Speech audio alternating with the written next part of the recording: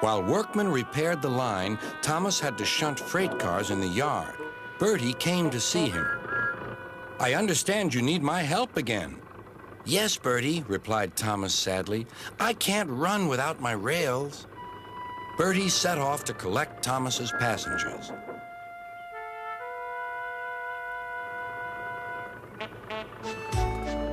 "Hello, Bertie," they said. "We're glad you're here." Bertie drove along the road that runs by the railway. He stopped at each station along the line. Sometimes he stopped between stations to let people off closer to their homes. Thomas felt miserable. "I've lost my passengers to Bertie. They'll like him better than me." Sir Topham Hatt arrived. "Your branch line is repaired. I'm going to change your timetable so that you and Bertie can work together more." When Thomas reached the station, there, to his relief, were all his passengers. "Bertie is a good bus, but we missed our train rides with you," they said. Later, Thomas spoke to Bertie. "Thank you for looking after my passengers." "That's all right, Thomas. I like to make new friends, but I'm glad to share them with you." "You're a good friend indeed," replied Thomas, "and always will be."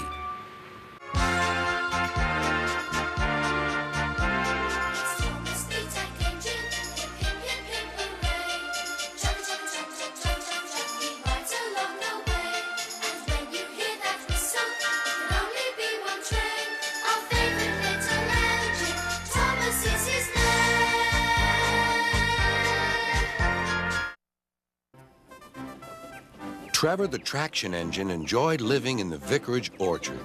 Edward came to see him every day, but sometimes Trevor didn't have enough work to do.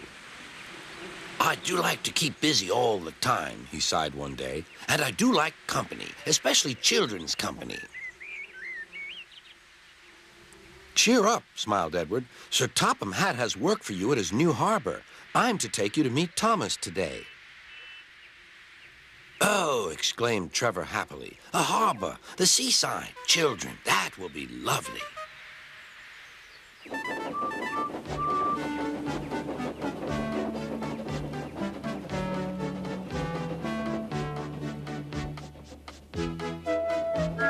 Thomas was on his way to the harbor with a trainload of metal pilings. They were needed to make the harbor wall firm and safe.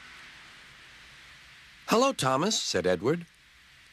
"This is Trevor, a friend of mine. He's a traction engine." Thomas eyed the newcomer doubtfully. "A what engine?" "A traction engine," explained Trevor. "I run on roads instead of rails. Can you take me to the harbor, please? Sir Topham Hatt has a job for me." "Yes, of course," replied Thomas, but he was still puzzled. Workmen coupled Trevor's car to Thomas's train, and soon they were ready to start their journey.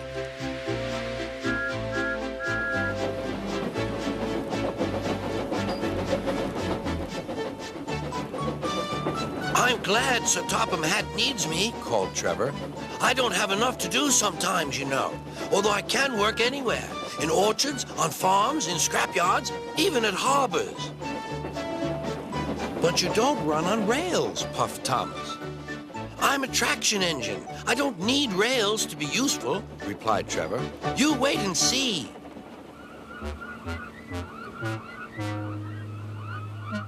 When they reached the harbor, they found everything in confusion. Cars had been derailed, blocking the line, and stone slabs lay everywhere. "We must get these pilings past," said Thomas's driver. "They are essential. Trevor, we need you to drag them round this mess." "Just the sort of job I like," replied Trevor. "Now you'll see, Thomas. I'll soon show you what traction engines can do." Trevor was as good as his word. He dragged the pilings clear with chains and towed them into position. "Who needs rails?" he muttered cheerfully to himself.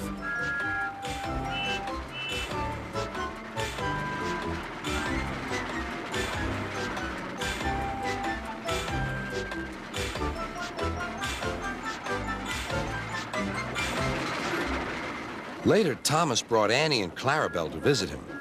Thomas was most impressed. Now I understand how useful a traction engine can be. The coaches were full of children. Trevor gave them rides along the harbor. He liked this best of all.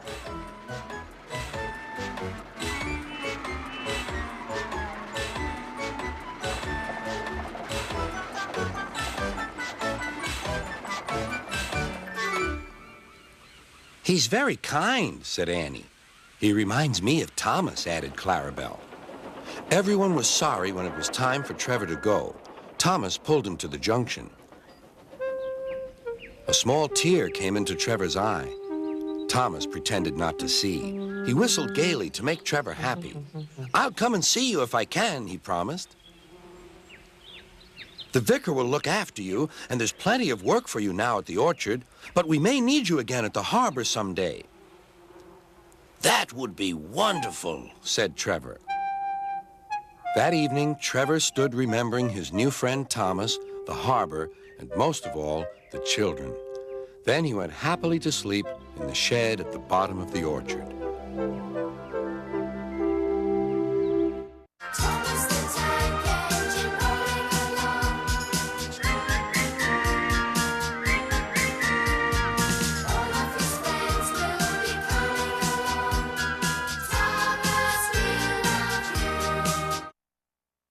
Thomas and Percy are good friends, but sometimes Percy teases Thomas about being frightened, and he doesn't like that at all.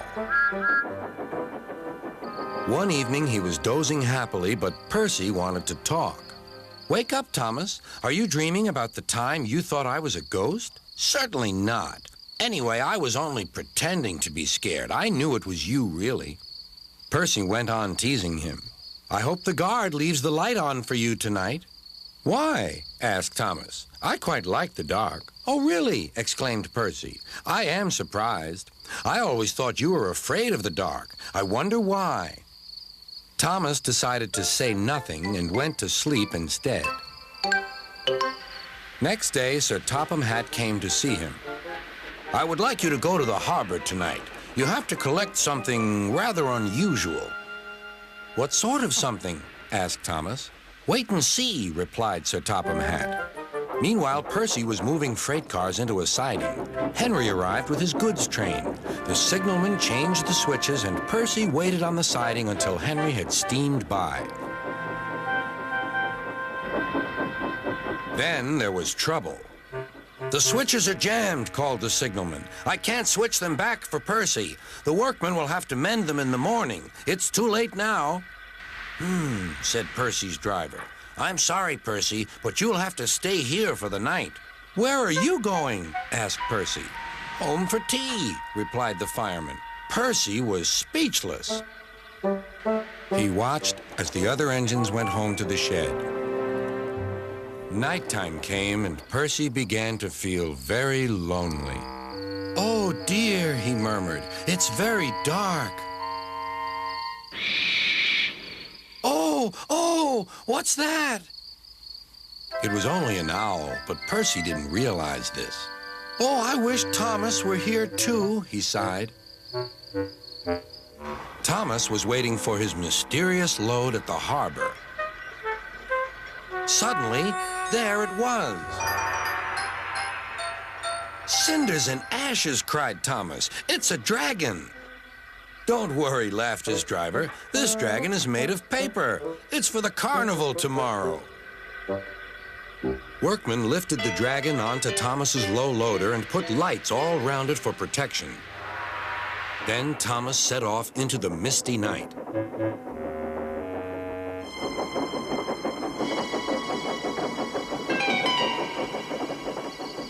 Percy was asleep on his siding and had no idea that Thomas was approaching him.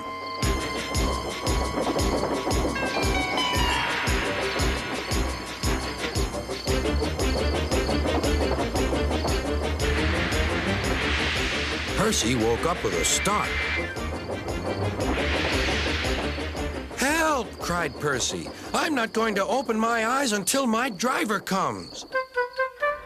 Next morning, the switches were mended and Percy puffed back to the junction. Gordon was just about to leave with the express. You'll never guess what I saw last night. Gordon was in no mood for puzzles. I'm a busy engine. I don't have time for your games. I've seen a huge dragon. It was covered in lights. Gordon snorted. You've been in the sun too long. Your dome has cracked. When the other engines heard the news, they laughed too. Look out, Percy, chuckled James, or the dragon may gobble you up. No one believes me, huffed Percy.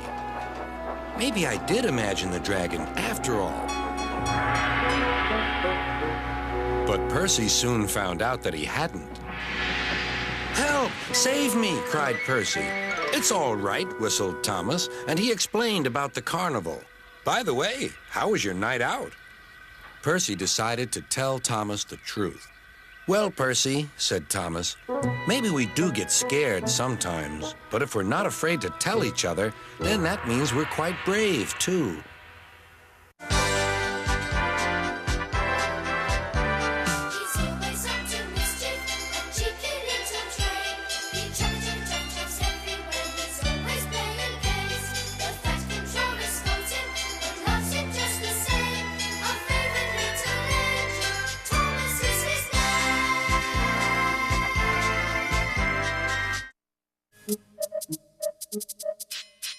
Every day, Sir Topham Hatt came to the station to catch his train.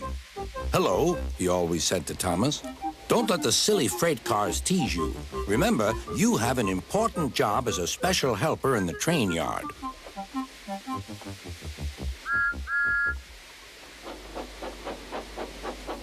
There were lots of freight cars, and Thomas worked very hard pushing and pulling them into place. There was also a small coach and two strange things his driver called cranes. That's the breakdown train, he told Thomas. The cranes are for lifting heavy things like engines and coaches and freight cars. One day, Thomas was in the yard. Suddenly, he heard an engine whistling. Help! Help! A freight train came rushing through much too fast. The engine was James, and he was frightened. His brake blocks were on fire. They're pushing me! They're pushing me! He panted. On! Laughed the freight cars, still whistling, help! Help! Poor James disappeared. I'd like to teach those freight cars a lesson, said Thomas the tank engine. Soon came the alarm. James is off the line! The breakdown train! Quickly! Thomas was coupled on, and off they went.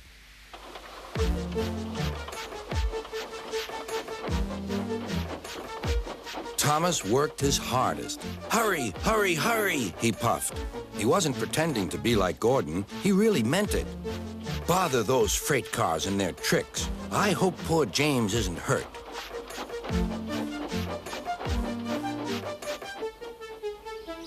James's driver and firemen were feeling him all over to see if he was hurt.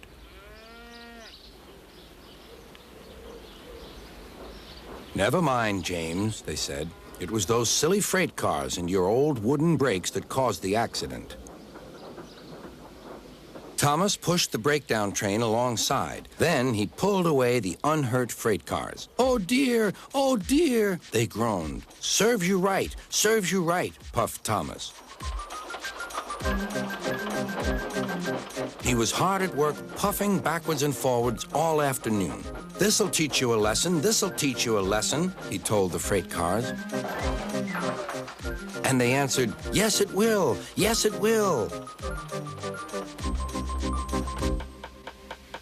They left the broken cars. Then, with two cranes, they put James back on the rails.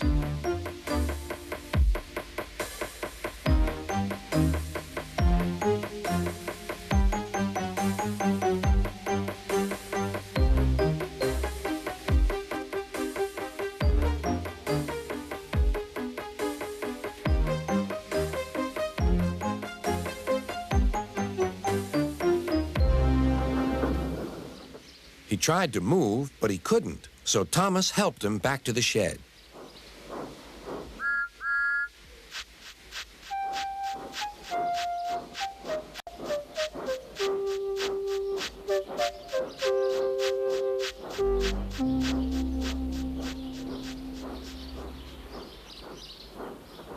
Sir Topham Hatt was waiting anxiously for them.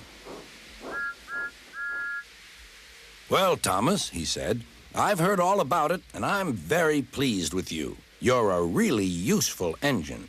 James shall have some proper brakes and a new coat of paint, and you shall have a branch line all to yourself." "Oh, thank you, sir," said Thomas. Now Thomas is as happy as can be. He has a branch line and 2 coaches called Annie and Clarabelle.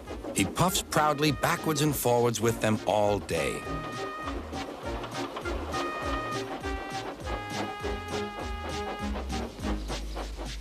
He is never lonely. Edward and Henry stop quite often and tell him the news. Gordon is always in a hurry, but never forgets to say, "Boop, boop," and Thomas always whistles, "Beep, beep," in return.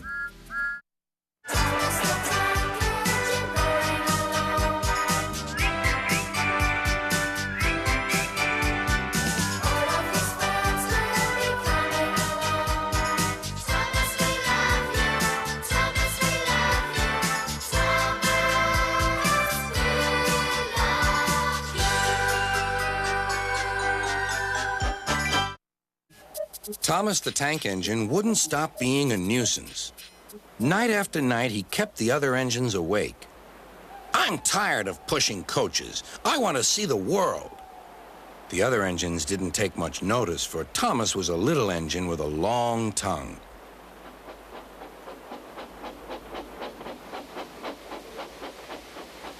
But one night, Edward came to the shed. He was a kind little engine and felt sorry for Thomas. "I've got some freight cars to take home tomorrow. If you take them instead of me, I'll push coaches in the yard." "Thank you," said Thomas. "That will be nice." Next morning, Edward and Thomas asked their drivers, and when they said yes, Thomas ran off happily to find freight cars.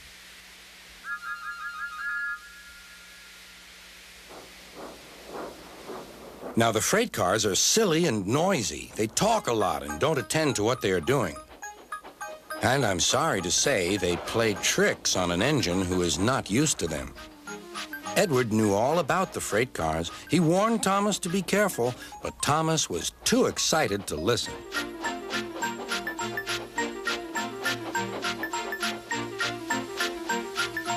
The shunter fastened the coupling, and when the signal dropped, Thomas was ready. The conductor blew his whistle. "Beep, beep," answered Thomas, and started off. But the freight cars weren't ready. "Oh, oh," they screamed. "Wait, Thomas, wait." But Thomas wouldn't wait. Come on, he puffed. "All right, don't fuss. All right, don't fuss," grumbled the cars.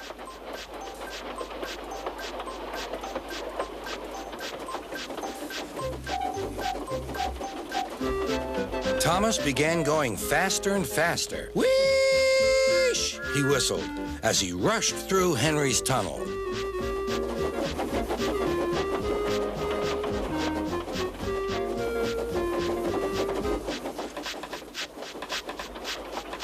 "Hurry, hurry," called Thomas. He was feeling very proud of himself.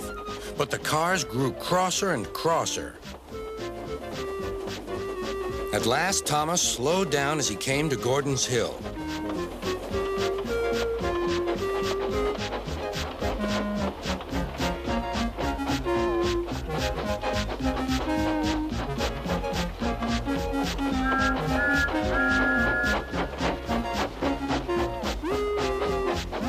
"Steady now, steady," warned the driver as they reached the top.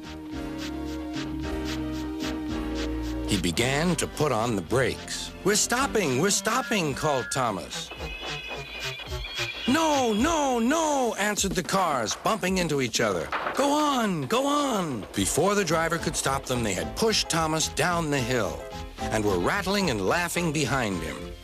Poor Thomas tried hard to stop them from making him go too fast. Stop pushing, he hissed. But the cars took no notice. Go on, they giggled in their silly way.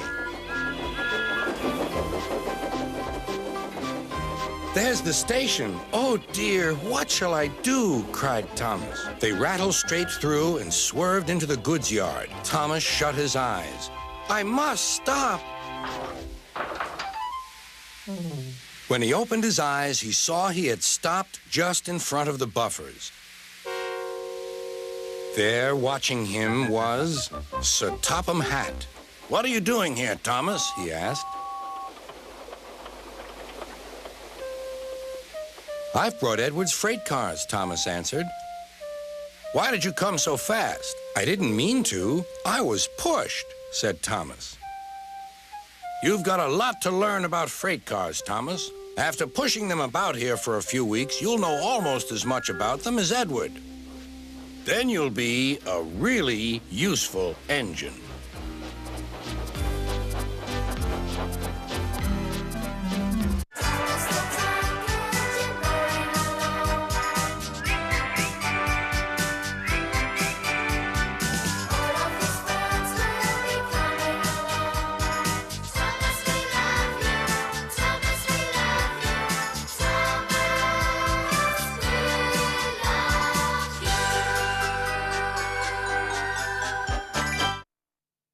Thomas the Tank Engine was feeling very happy.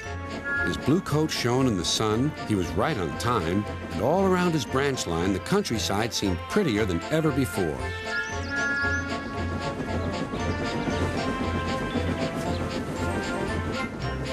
Beep, beep. "Good morning, Percy," he whistled. "My branch is the pride of the line, wouldn't you agree?" Yes, Thomas, of course, but what, Percy? Out with it." "Well, there is another engine with a famous branch line, too." "Who? Where?" "His name's Stepney. He's far away, but Sir Topham Hatt says he may visit us." "When?"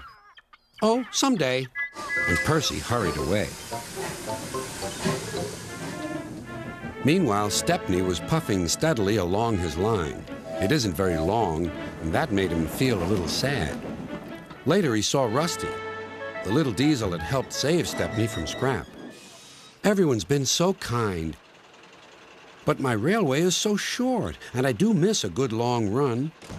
"I think you should tell Driver, too," replied Rusty. "I'm sure he'll understand." Stepney soon discovered that indeed he did. "Do you know, Stepney, I feel just the same way." That evening, he had exciting news. "Guess what, Stepney? Sir Topham Hatt has invited us to visit the other engines on his railway. Manager agreed. It'll be a really long run to get there." "Oh, thank you," sighed Stepney. They set off next morning. By now, all the other engines were talking about Stepney. "He runs a famous branch line. Did you know that?" said Percy. Thomas was feeling a little jealous. "Huh! It may be famous, but my branch is the first on the line. Everyone knows that, too." And he huffed away to fetch his coaches. "Look!" squeaked Percy. "Why have they all come? There's no train yet." But Percy was wrong. The signal dropped, and from far away an engine whistled. "Here he comes!" yelled Douglas. Stepney puffed proudly through the junction.